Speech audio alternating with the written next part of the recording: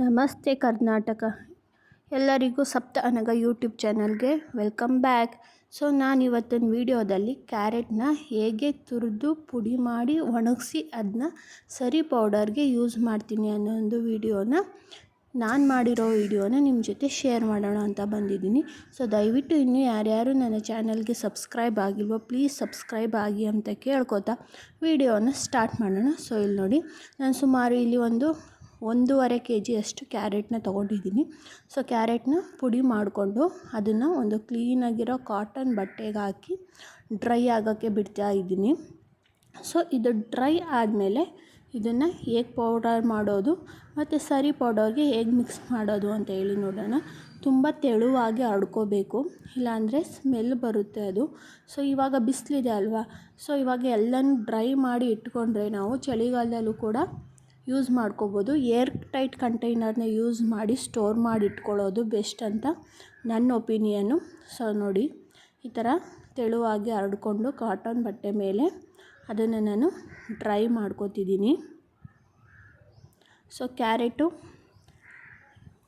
Good for health, ಮಕ್ಳಿಗಾಗಲಿ ನಮಗಾಗಲಿ ಎಲ್ಲರಿಗೂ ಅಷ್ಟೇ. ಅದಕ್ಕೋಸ್ಕರ ನಾನು ಈ ಥರ ನನ್ನ ಮಗ ತಿನ್ನಲ್ಲ ಅನ್ನೋ ಕಾರಣ ನಾನು ಈ ಥರ ಎಲ್ಲನೂ ಡ್ರೈ ಮಾಡಿ ಪೌಡರ್ ಮಾಡಿ ಅವನು ಏನು ತಿಂತಾನೆ ಅದಕ್ಕೆ ಮಿಕ್ಸ್ ಮಾಡ್ತಾ ಇರ್ತೀನಿ. ಇಲ್ಲಿ ನೋಡಿ, ಇದನ್ನು ನಾನು ಬಿಸಿಲಲ್ಲಿ ಇಟ್ಟಿದ್ದೀನಿ. ನೆಕ್ಸ್ಟು ಸರಿ ಪೌಡರ್ ಮಾಡಿದ್ದೆ. ಇದಕ್ಕೆ ಏನೇನು ಹಾಕ್ತೀನಿ ಅಂತ ನಾನು ನೆಕ್ಸ್ಟ್ ವೀಡಿಯೋದಲ್ಲಿ ಅಪ್ಲೋಡ್ ಮಾಡ್ತೀನಿ, ಏನೇನು ಸಾಮಗ್ರಿಗಳನ್ನ ಹಾಕಿದ್ದೀನಿ ಅಂತ. ಇಂಟ್ರೆಸ್ಟ್ ಇರೋರು ನೆಕ್ಸ್ಟ್ ವೀಡಿಯೋನ ನೋಡಿ. ಮತ್ತು ಇನ್ನೂ ಯಾರ್ಯಾರು ನನ್ನ ಚಾನಲ್ನ ಸಬ್ಸ್ಕ್ರೈಬ್ ಆಗಿಲ್ವೋ ಸಬ್ಸ್ಕ್ರೈಬ್ ಆಗಿ.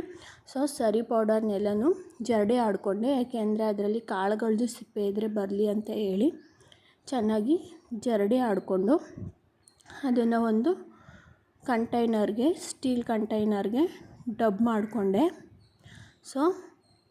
ಇಲ್ಲಿ ಸುಮಾರು ಒಂದು 10 kg ಅಷ್ಟು ಸರಿ ಪೌಡರ್ನ ಒಟ್ಟಿಗೆ ಮಾಡಿ ಇಟ್ಕೋತೀನಿ. ಏಕೆಂದರೆ ನಾನು ಕೂಡ ಈ ಸರಿ ಪೌಡರ್ನ ಯೂಸ್ ಮಾಡಿ ಗಂಜಿ ಮಾಡಿ ಕುಡಿತೀವಿ ನಮ್ಮ ಮನೇಲೆಲ್ಲರೂ. ಅದಕ್ಕೋಸ್ಕರ ಜರಡಿ ಇಟ್ಕೊಂಡ್ಮೇಲೆ ನಿಮಗಾಗಲೇ ಗೊತ್ತು, ನಾನು ಸೊಪ್ಪನ್ನ ಒಣಗಿಸಿಟ್ಟಿದ್ದೆ. ಆ ಸೊಪ್ಪನ್ನು ಫಸ್ಟು ಮಿಕ್ಸಿಗೆ ಹಾಕಿ ಪೌಡ್ರ್ ಮಾಡ್ಕೋತಿದ್ದೀನಿ. ಇಲ್ಲಿ ನಾನು ಯೂಸ್ ಮಾಡಿರೋ ಸೊಪ್ಪು ನಾನು ಹಿಂದಿನ ವೀಡಿಯೋಗಳಲ್ಲಿ ನೋಡಿದ್ರೆ ನಿಮಗೆ ಗೊತ್ತಾಗುತ್ತೆ.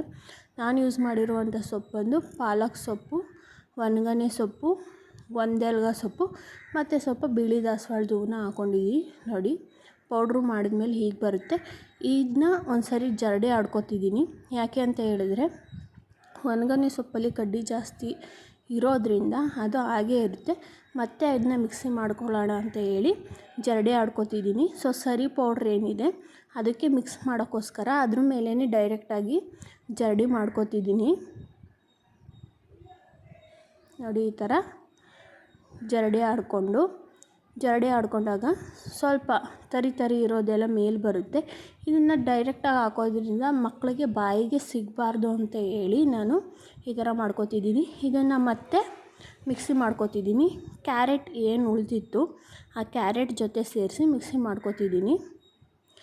ನೆಕ್ಸ್ಟ್ ಇದು ಡೈರೆಕ್ಟಾಗಿ ಯೂಸ್ ಮಾಡ್ಬೋದು, ಯಾಕೆಂದರೆ ಇದು ಮತ್ತೆ ಪುಡಿ ಆಗುತ್ತೆ. ಜರಡಿ ಆಡಿದ್ರೆ ಮತ್ತೆ ಏನು ತೊಂದರೆ ಇಲ್ಲ, ಆಡದೇ ಇದ್ರೂ ಏನು ತೊಂದರೆ ಇಲ್ಲ, ಯಾಕೆಂದರೆ ಆಲ್ರೆಡಿ ಪುಡಿ ಆಗಿಬಿಟ್ಟಿರುತ್ತೆ. ಅದಕ್ಕೆ ಆಡದೇ ಇದ್ದರೂ ಏನೂ ತೊಂದರೆ ಇಲ್ಲ. ಇದನ್ನು ನಾನು ಡೈರೆಕ್ಟಾಗಿ ಹಾಕೋತಿದ್ದೀನಿ. ಜರಡಿ ಆಡೋ ಅವಶ್ಯಕತೆ ಇಲ್ಲ, ನಿಮಗೆ ಬೇಕು ಅಂದರೆ ನೀವು ಜರಡಿ ಮಾಡ್ಕೋಬೋದು. ಈ ಥರ ಮಾಡೋದ್ರಿಂದ ಮಕ್ಕಳು ಸೊಪ್ಪು ತರಕಾರಿ ಎಲ್ಲನೂ ತಿನ್ನೋಂಗಾಗುತ್ತೆ, ನಮಗೂ ಸಮಾಧಾನ ಇರುತ್ತೆ, ಮತ್ತು ಹೆಲ್ತ್ ಬೆನಿಫಿಟ್ಟು ಕೂಡ ಸಿಗುತ್ತೆ. ಮತ್ತು ನಾವು ಕೂಡ ಈ ಪೌಡ್ರನ್ನ ಯೂಸ್ ಮಾಡಿ ಗಂಜಿ ಮಾಡಿ ಕುಡಿಯೋದ್ರಿಂದ ತುಂಬ ಹೆಲ್ತ್ ಬೆನಿಫಿಟ್ ಇರುತ್ತೆ.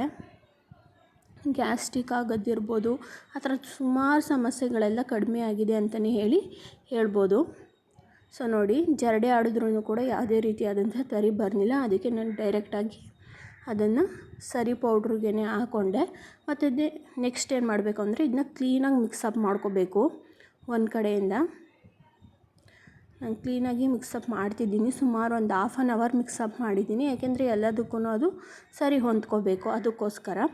ನೆಕ್ಸ್ಟು ಮಿಕ್ಸಪ್ ಆದಮೇಲೆ ನಾನು ಈ ಪಲಾವ್ಗೆ ಬಳಸುವಂತಹ ಪಲಾವ್ ಎಲೆನ ಯೂಸ್ ಮಾಡ್ತಿದ್ದೀನಿ. ಯಾಕೆ ಅಂತ ಹೇಳಿದ್ರೆ ಇದನ್ನ ಯೂಸ್ ಮಾಡೋದ್ರಿಂದ ಬೇಗ ಸರಿ ಪೌಡ್ರ್ ಕೆಡೋದಿಲ್ಲ ಮತ್ತು ಹುಳ ಬರೋದಿಲ್ಲ. ಸೊ ಅದಕ್ಕೋಸ್ಕರ ಪಲಾವ್ ಎಲೆನ ಹಾಕಿ ಅದ್ರ ಮೇಲೆ ನಾನು ಏನು ಮಾಡ್ತೀನಿ ಅಂದರೆ ಸಾರಿ ಪೌಡ್ರನ್ನ ಸ್ಟೋರ್ ಮಾಡಿ ಇಟ್ಕೊತಿದ್ದೀನಿ. ಒಂದು 4ರಿಂದ 5 ಎಲೆ ಯೂಸ್ ಮಾಡಿದ್ರೆ ಸಾಕು, ಮತ್ತೆ ಮೇಲೆ ಇಟ್ಕೊಂಡ್ರೆ ಸಾಕು. ಇದರಿಂದ ಸರಿ ಪೌಡ್ರು ಬೇಗ ಕೆಡೋದಿಲ್ಲ. ಸೊ ಇಲ್ಲಿ ಕ್ವಾಂಟಿಟಿ ಜಾಸ್ತಿ ಇರೋದ್ರಿಂದ ಕೆಡಬಾರ್ದು ಅಂತ ಹೇಳಿ ನಾನು ಈ ಟ್ರಿಕ್ಸ್ನ ಯೂಸ್ ಮಾಡ್ತಿದ್ದೀನಿ ಅಷ್ಟೇ. ಸೊ ಇದನ್ನ ಟೈಟಾಗಿ ಸ್ಟೋರ್ ಮಾಡ್ಕೋಬೇಕು.